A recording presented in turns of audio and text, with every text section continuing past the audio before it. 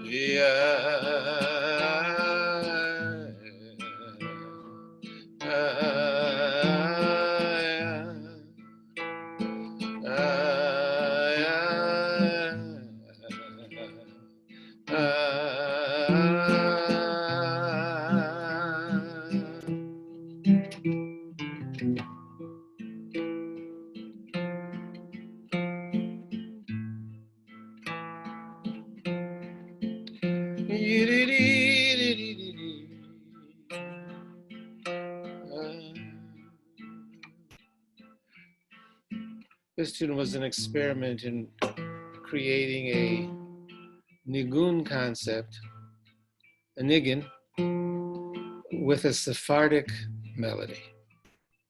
I'm convinced that the melodies, the really great melodies are Sephardi.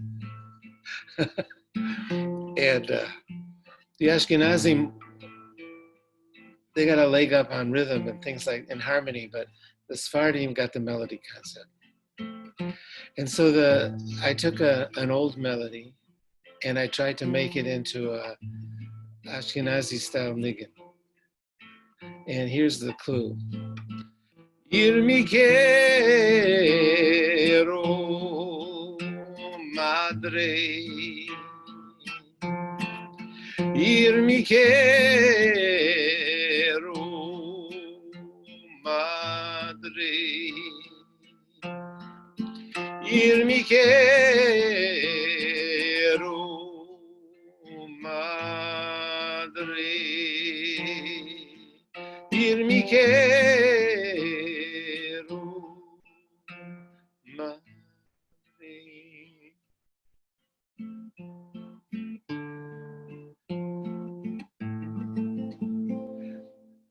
The key to doing that was taking it from 4 to 3 to make it a waltz, and everything else followed after that.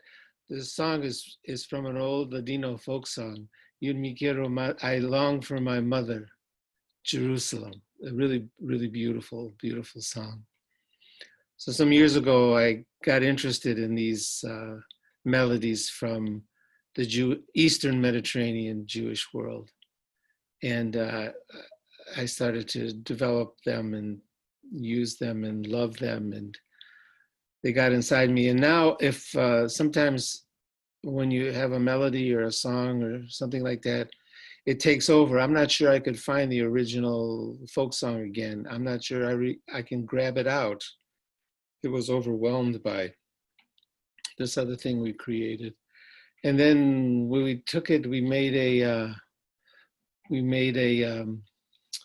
prayer out of it. Yivarechecha Adonai v'yishmerecha Yair Adonai panav elecha v'yichuneka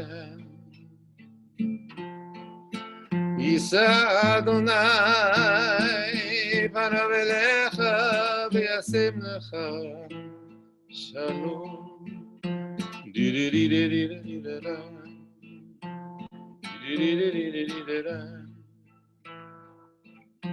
When the upper root and the lower root find each other,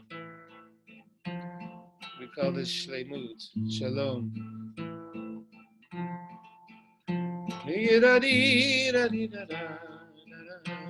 From the individual to the universal.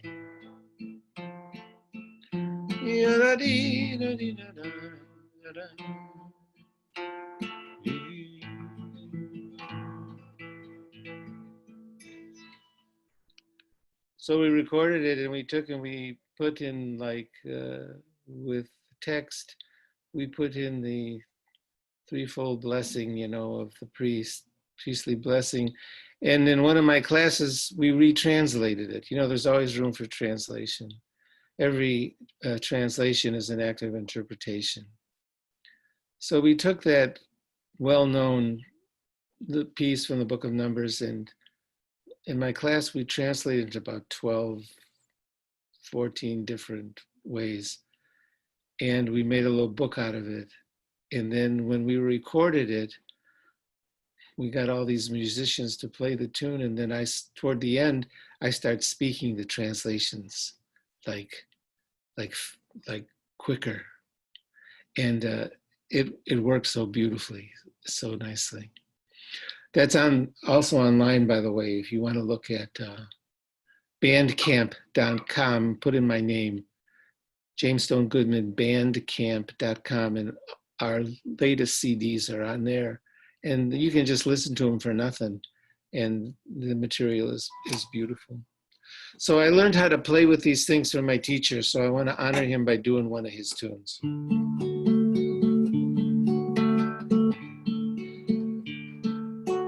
This is a Shabbos tune that he wrote. The melody, he was also influenced by the melodies of the Jewish East, he called it. Shabbat Shalom, Shabbat Shalom, Shabbat Shalom, Shalom, Shabbat Shalom, Shabbat Shalom, Shabbat Shalom, Shalom, Shabbat Shalom, Shabbat Shalom, Shabbat Shalom, Shalom, Shabbat Shalom, Shabbat Shalom, Shabbat Shalom, Shalom. Shabbat Shalom. Shabbat Shalom. Shabbat Shalom. Shabbat Shalom.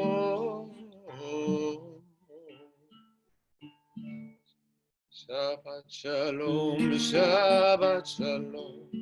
Shabbat Shalom. Shalom. Shabbat Shalom. Shabbat Shalom. Shabbat Shalom. Shalom. Shabbat Shalom, Shabbat Shalom, Shabbat Shalom, Shalom, Shabbat Shalom, Shabbat Shalom, Shabbat Shalom, Shalom.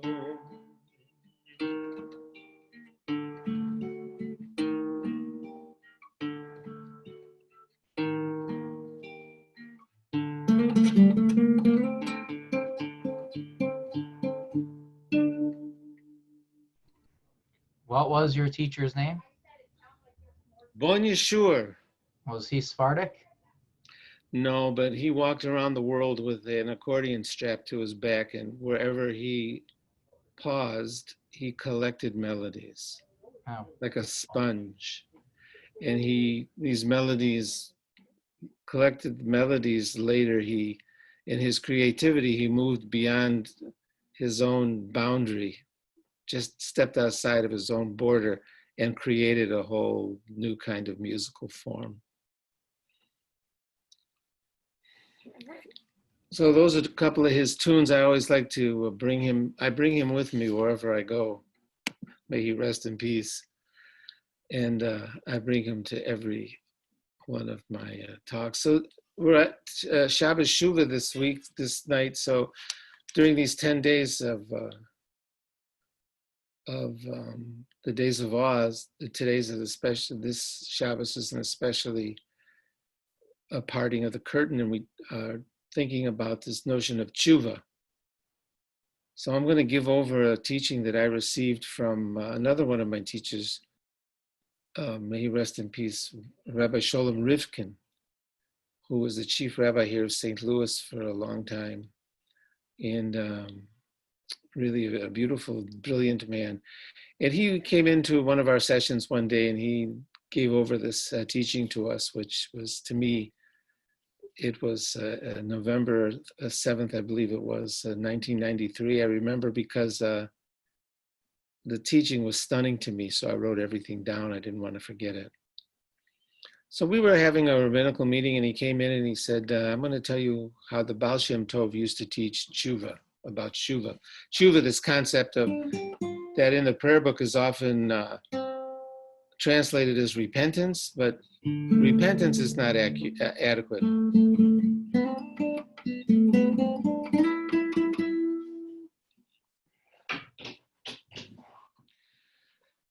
Tshuva, like our language is, our Loshen Kodesh is elastic and also very economical. We say a lot with a little, one of the features of the language. So for example, towards the end when we're praying, we go to Aleinu. You know, when you get to Aleinu, you know, you're almost at the end of the time. Aleinu it's on us, you know.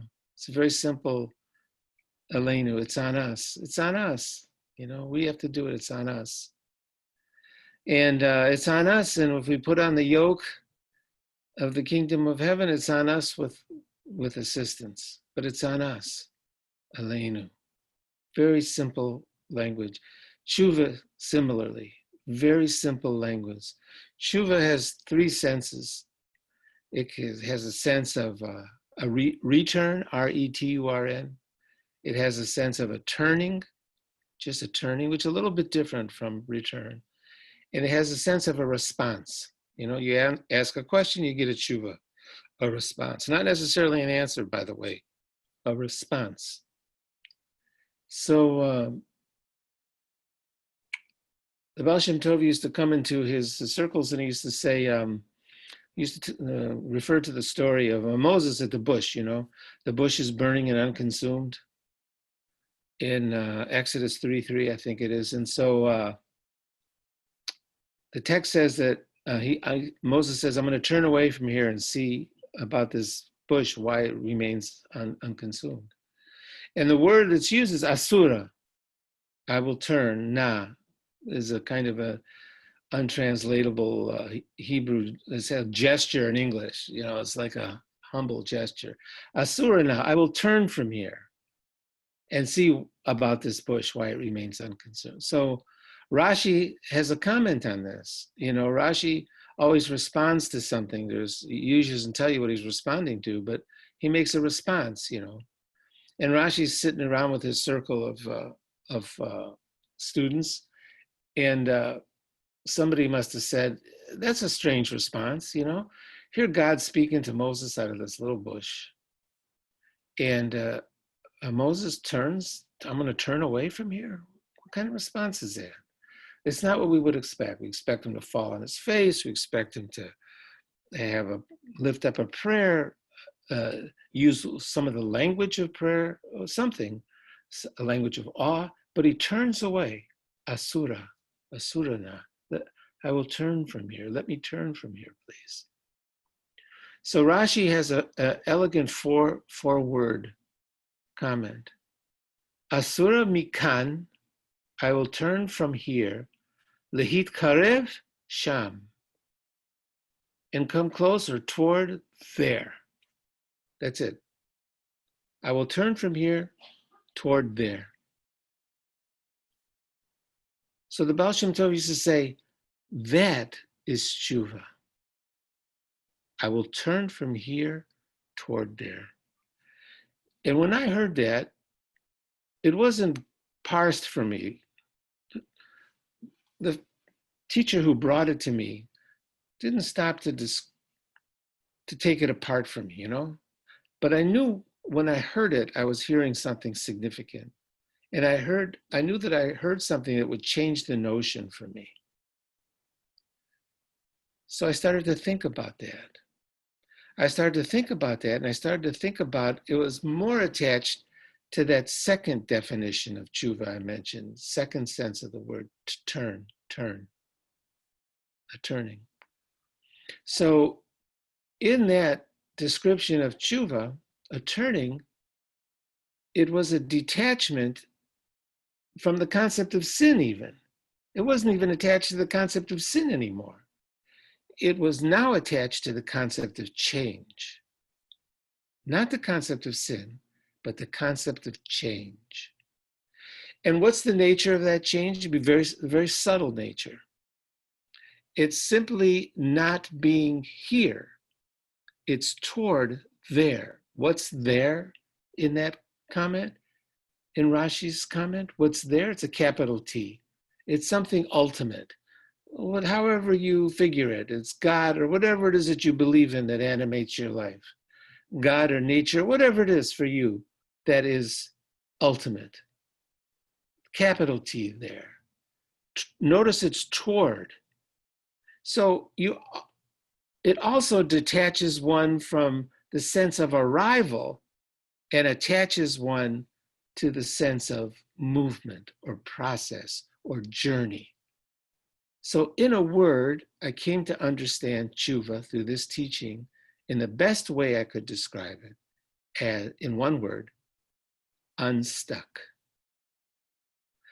So that in this teaching, it's like a koan, K-O-A-N, that is meant to detach you from something that you think you're quite familiar with, a way you have of thinking that you're comfortable with, and to move you into another place. And that teaching moved me from thinking about arrivals and moved me into thinking more about journey. Detached me from being there to the concept of getting there. Detached me even from the concept of sin and attached me to the concept of change. And that was a large teaching for me about this notion of tshuva, that this season revolves around. A large notion for me. Does that make sense? Yeah, it's beautiful teaching. Did I describe that okay? Yeah, and of course, everyone here can, you can unmute your mic if you have a question for Rabbi Goodman on that. I thought it was beautiful.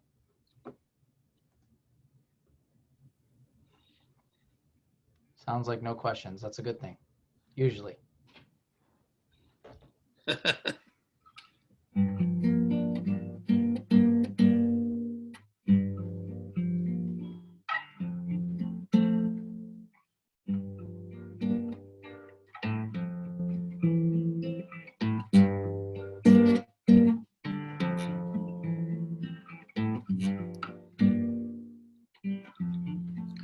הוא עשנו ולא אנחנו, הוא עשנו ולא אנחנו, הוא עשנו ולא אנחנו, הוא עשנו ולא אנחנו.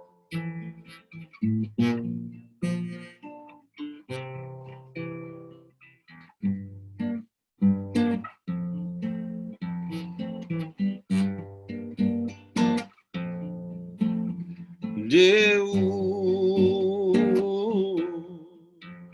deu, deu, deu, עשנו ולא אנחנו, עשנו ולא אנחנו, הוא עשנו ולא אנחנו. דהו,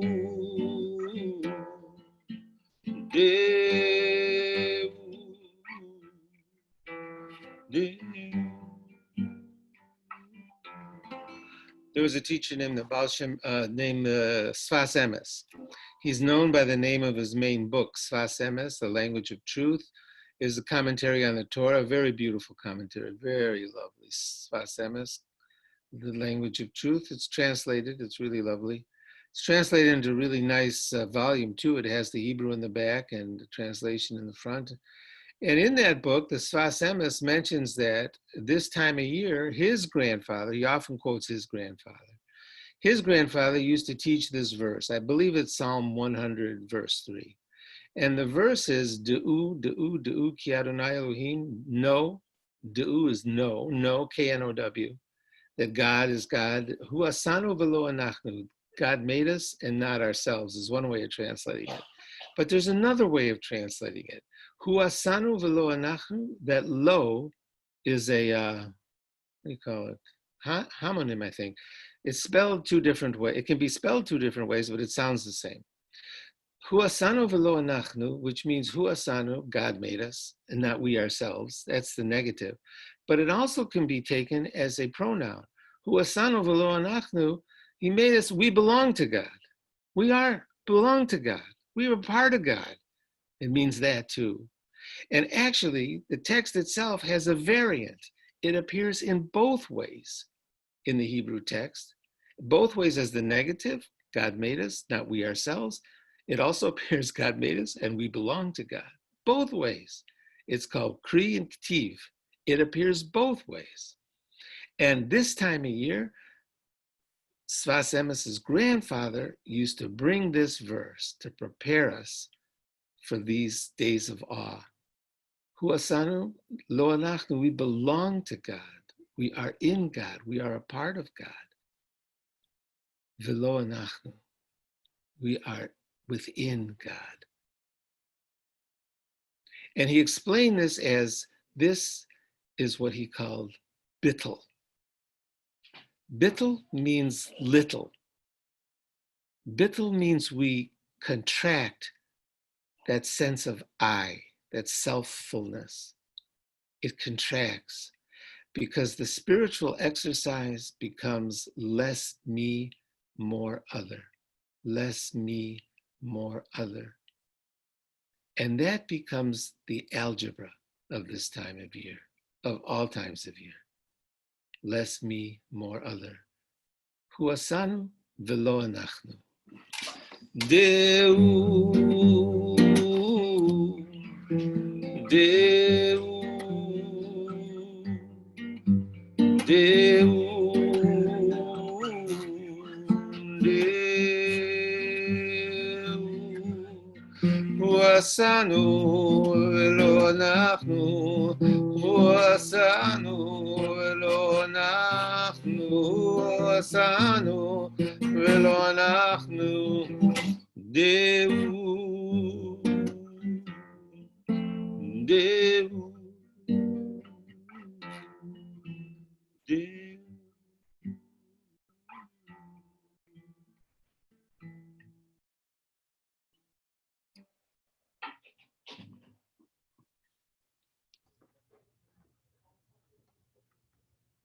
How's that? Beautiful. Thank you very much. Hello, Arizona. It must be 100 degrees there, I'm imagining. Probably hotter. Oh my goodness. Here it's perfect. The mountains are clear. The ocean is calm. It's 65 degrees year round. Where do I live? In my mind.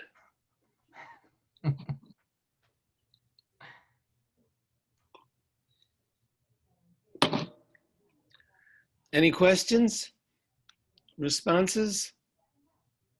Please don't be shy. I would love to hear how you got into, I mean, I know a lot of people that play, but not always recording. And I'm just curious, what was the journey? Recording. Well, I like to make collaborations. That guy there, I'm pointing at him. You can't see that. That guy there, Sander, he and I used to perform together in Cincinnati, Ohio, when I was at rabbinical school. And I would sing and he would play the guitar. And we did gigs. And then I went off to Israel and I had some misplaced confidence in myself. So I went on stage in Israel and they loved American music. They went crazy. So I performed a lot in Israel. And then I came back to the States and I kept doing it. And then when I came out here, I hooked up with some other musicians and we just started experimenting, improvising with music and text, because I was writing poetry and stories and things. So we started to put that together with music in all kinds of different forms. And pretty soon we had like 10 CDs, you know, and not pretty soon, but over the years, we just kept making more CDs and more CDs. And then lately we just started making recordings and putting them up on these sites like you posted there, like Bandcamp.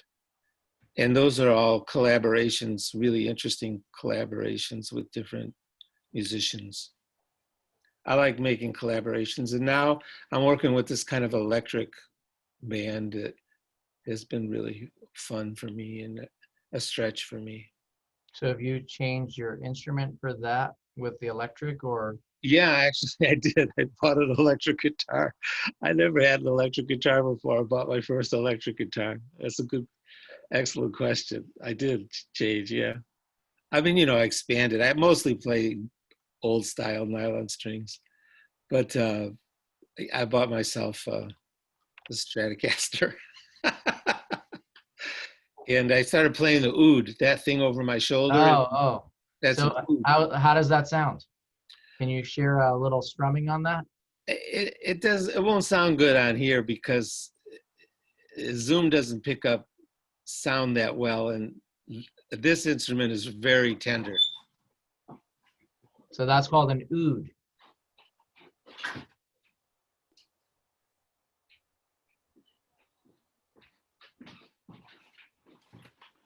Is that more string? Is that why it's not as, I see it.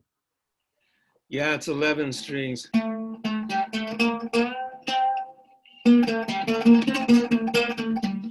Oh, it's not in tune.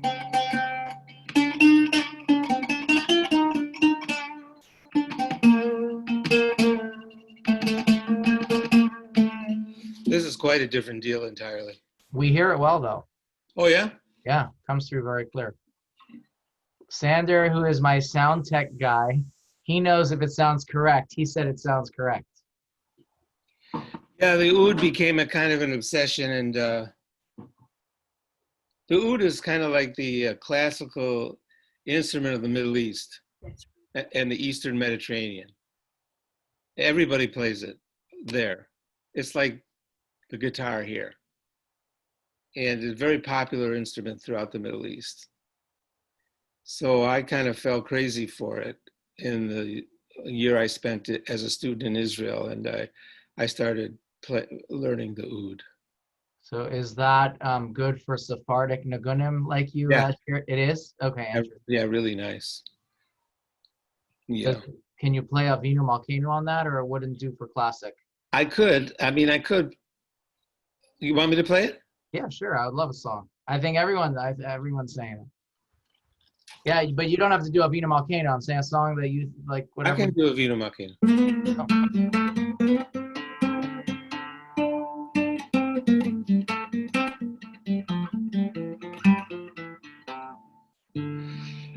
Avinu Malkeinu,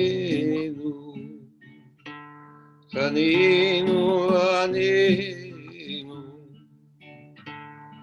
Avinu Malkeinu, Chaninu Anenu, Im Banu Masim. Aseh Imanu, Tzedakah Chesed. Aseh Imanu, Tzedakah Chesed, Ve'hoshienu. Avinu Malkeinu, Chaninu Anenu.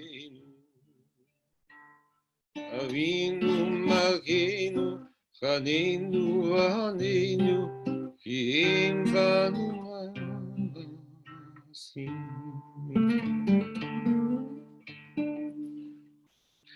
You know, this year when I sang this song, the part that came to me, that seized me this year was Ein Banu Ma'asim. I don't have no deeds. I got no deeds. I got nothing. I'm a vessel. I got nothing. It doesn't say no good deeds. It doesn't say I got a couple of good deeds. It's just I got no deeds. And that's what moved me this year. I got no deeds. I'm a vessel. I'm an empty vessel. Fill me up with tzedakah, acts of righteousness, chesed, acts of giving, and save me. That's the part that got me this year. Ein banu ma'asim, nothing. I'm a vessel, empty.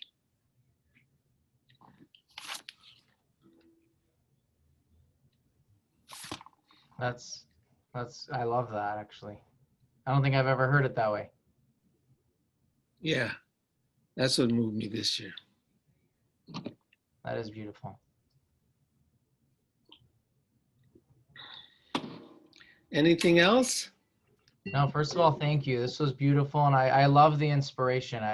We had someone that we once brought on, and I said it's going to be very different because I love the story along with the song and the teachings. I love that. That's very Carlebach style as well, of course, with his own imprint. But I think it inspires more than just the songs. It's the message. So it's beautiful. Thank you. I'll tell you a funny Carlebach story. Can I do that? Sure, you've got the. So everybody used to always say to me, "You are, of course, a student of Reb Shlomo, right?" And I would say, "No, I never met him." But I lived in the apartment where he lived for some time in Jerusalem, on Lincoln Street. Lincoln, in Hebrew they call it Lincoln, right behind the Yimka, the YMCA. So throughout the year, people kept coming to the door, knock, knock. I opened the door, Shlomo here? I said, no Shlomo here. A couple of weeks later, all times in the night too. Shlomo here? No, no Shlomo here. This happened a half a dozen times. Finally, I went next door and I asked the lady to live next door to Little Brown Dog. I said, you know, people keep coming to the door and asking for Shlomo.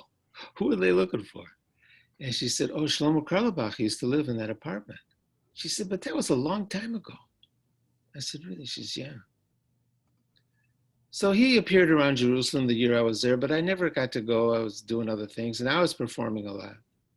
But every time, and I came back to the States, every time I would do a gig or something, people would say, you are, of course, a student of Shlomo.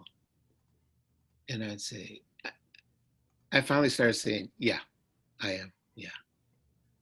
So years passed, about almost 20 years passed. He's coming to where I live in St. Louis.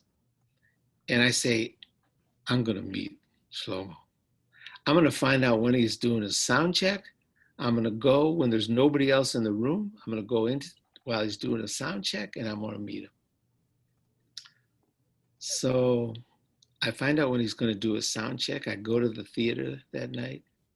It's about 6 o'clock. I open up the door. It's dark inside, so all the light follows me in as I open the door. And there's this guy on the stage, Shlomo Karlebach. And he looks at me and he goes, Nachman? And my Hebrew name was Nahum. My mom told me I was named after this last member of the family who did not make it out of Europe. So there was nobody named for him. So she named me Nahum. So I thought to myself, well, that's close enough. I said, yeah. He says, Nachman, is that you? I said, yeah. He says, so he comes down from the stage and I come in and he grabs me and he kisses me. You know, he used to kiss you on both sides of your face. He kisses me and he says, where was it? Jerusalem? I say, yeah. He says, it's been so long. I said, yeah. So he did his concert. He says, just sit in the front? I said, yeah. He did his concert and he kept introducing me to his dear brother from Jerusalem, Nachman. And after the concert, he was learning the Torah afterwards, you know, sitting in the outside of the theater. Sat me next to him. He held my hand through the whole thing, kept kissing my hand while he was teaching people and signing albums at the time. And not long after that, he died. About a year after he died, and whoever he thought I was happy to be. He was so delicious. I was happy to be whoever he thought I was.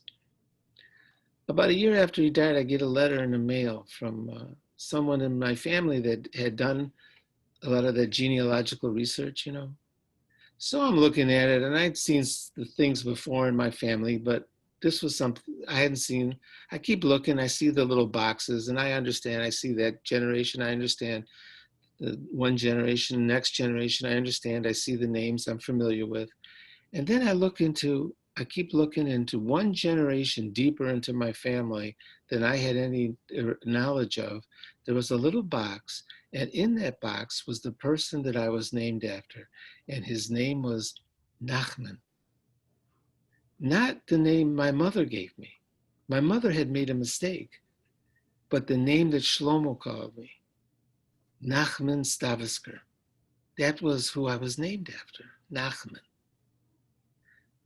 So I wrote the story. I wrote up the story. The name of the story, How Shlomo Gave Me My Name. Wow. That's wow.